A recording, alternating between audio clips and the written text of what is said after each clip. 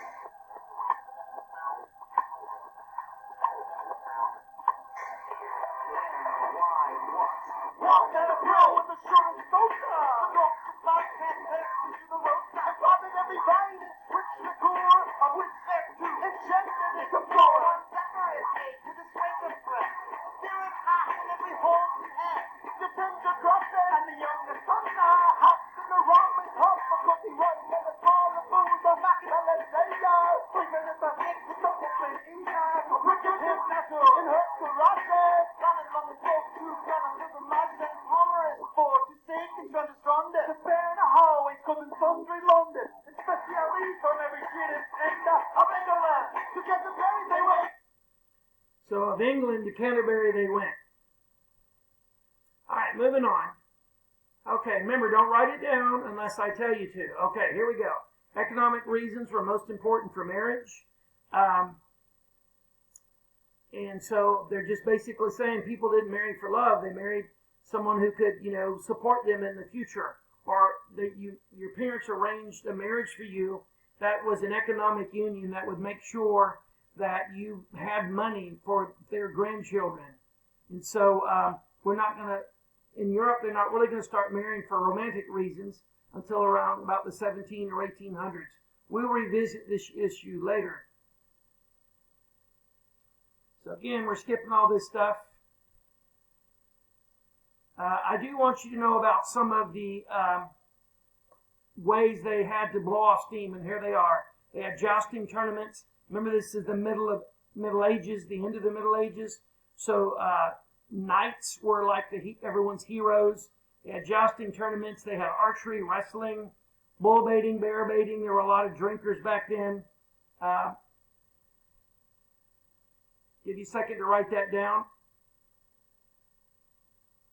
All right, moving on. Okay, this is the last topic, I believe, and this is the idea of scholasticism, and I'm going to spend a little bit of time on this. When I got my master's degree, I think I said, if you watched my earliest video, that when you go to college, you'll have to buy books, buy your own books. When I went and took this class, the hardest class I took in my master's degree was called European Intellectual History. And let me explain to you, when you're taking a master's degree class, there's like 6 students in the room with the professor. And you're not in a classroom, you're sitting in a circle, face to face with the PhD. And if he tells you to read 800 pages before you come back the next week, you read 800 pages. You don't ever go in there unprepared. A C in a graduate class is the same thing as an F, basically.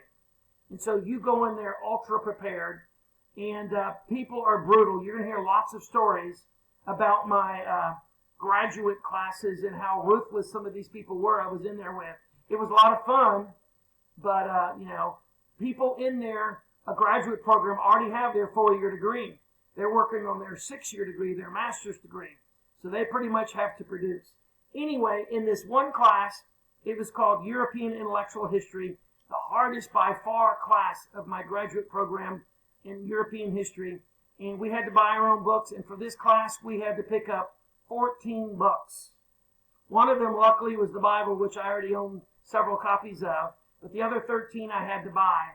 And I understood them all fairly well. The only one I never really understood was a book about the political ideas of St. Thomas Aquinas. Very, very difficult book to try to read and understand. This book about him. It wasn't a book he wrote. It was a book written about his works. Anyway, you're going to need to know quite a bit about him. And here's what he tried to do. He is a Catholic priest, and this is before the Protestant Reformation, and his job is to reconcile faith and reason using logic. Okay? So I grew up, I'm educated. I have a master's degree. I also grew up in church. And I can tell you most of the Christians and I know don't really worry about this so-called conflict between logic and faith, or reason and faith. But these guys did. And the person they all respected was a guy who'd been dead for centuries named Aristotle. And the problem the Christians had is they grew up respecting the ideas of Aristotle, and Aristotle was born and died before Jesus was born. So by definition, he can't possibly be a Christian. So how can they respect him when they're teaching everybody that all the answers to all of life's problems are in the Bible? So Aquinas' job was to try to reconcile this, and the term used for that is scholasticism. Okay? And this is how big a deal Aristotle was. He was the personal tutor for Alexander the Great.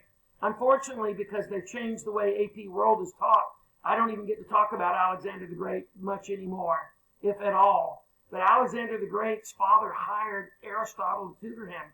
This would be like one of you being able to go to your buddies and brag that you had a personal tutor who came to your house every day named Einstein. And so that's how big a deal Aristotle was, and this is how big a deal it is that this guy is trying to reconcile the ideas of Aristotle with the Bible. Okay, so make sure you have that in your notes. I'm trying to keep our notes under 30 minutes. I'm sorry that it's going to be 3 videos.